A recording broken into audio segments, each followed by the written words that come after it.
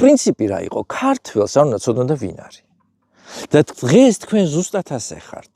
იცით, ვუყურებ აი 15, 16, 17, 20-ის, გინდა 30-ის უკვე, იმიტომ რომ ის 30-იც უკვე სხვა თაობაში მოყვა, ადამიანებს, რომლებიც სულ ძიებაში არიან.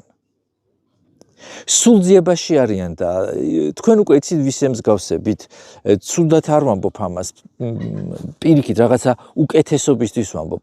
აი ხომ გინახავთ, არის რაღაცა მცენარე სახელი დამავიწყდა ახლა და ტყუილა არ დავიწყებ იმის ძიებას, არის ესეთი მცენარე უდაბნოსი, რომელიც იზრდება უდაბნოში და შემდეგ როგორ გრძელდება მისი ცხოვრება, მოწყდება ფესვებს და ქარს ამ ბარხანებზე მიაქვს, მიგორავს და არის ადგილის ძიებაში ეს მცენარე. შეიძლება რა ვიცი, ერთი 100 წელი იგოროს, იმიტომ რომ გამომშრალია, გამხმარა, შიგნით ესეთი თესლებია მისი და თუ ოდესმე რამე ადგილი იპოვა ისეთი სახარბიელო, სადაც შეუულია რომ ფესვი მოიკიდოს, ისი განაგრძობს ცხოვრებას და მრავლდება. დღევანდელი ჩვენი ახალგაზრდები აი რაღაც ესეთ სიტუაციაში ჩაგაგდეს. თქვენ კერჩაც ვიდით, ჩაგაგდეს. როდესაც რაღაცა ყველა გიბიძგებს, რომ იქ წადი, აქ წადი, იქ მოძებნით, თავს დაიმკვიდრებ, უფრო კარგი, არ არის კარგი. არ არის კარგი. თქვენ უნდა იცოდეთ ვინ ხართ. პირველ რიგში.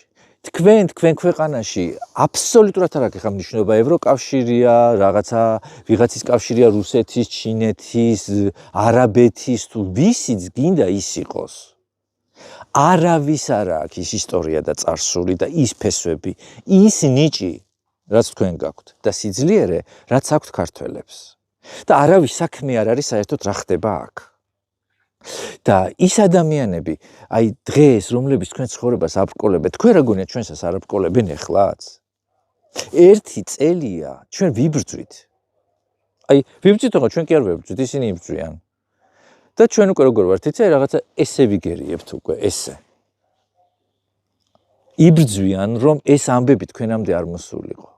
აი ხო ხვდებით ვიღაცის ელიბოსავით ღვინის კურდებში რა, ვიღაცის ძროხა რო ხბოს მოიგებს, რო არ იციან უკვე გადაცემა რაზე გააკეთონ და რაზე ილაპარაკონ, რომ რაღაცა ხო უნდა უთხრან ამ მაყურებას ერთ და იგივე ჯერ როგორ შეიძლება ერთი და იგივე მომღერალი ქალის პირად ცხოვრება ვნახოთ, ხო 30 წლის მანძილზე რა იყიდა, რა გაყიდა, რა ჩაიცვა, ვის გაყვა. ამიტომ ხო იძებენ თემებს და ვიღაცის ძროხა რო იმას რა ქვია, ხბოს მოიგებს, იმაზე გადაცემა. და ეს ბომბია საქართველოში ჩამოტანილი, ისეთი ვიზუალური მასალა, საინტერესო ამბები იერუსალიმიდან, მაგრამ ქართული მედიისთვის ქართული მედია ამ ყველაფერს ბლოკავს. ქართული მედია ამ ყველაფერს იმიტომ ბლოკავს, რომ ვიღაცა ბიძიები და დეიდები ბლოკავენ, ხო ამ თემას, რომ ეს თქვენ არ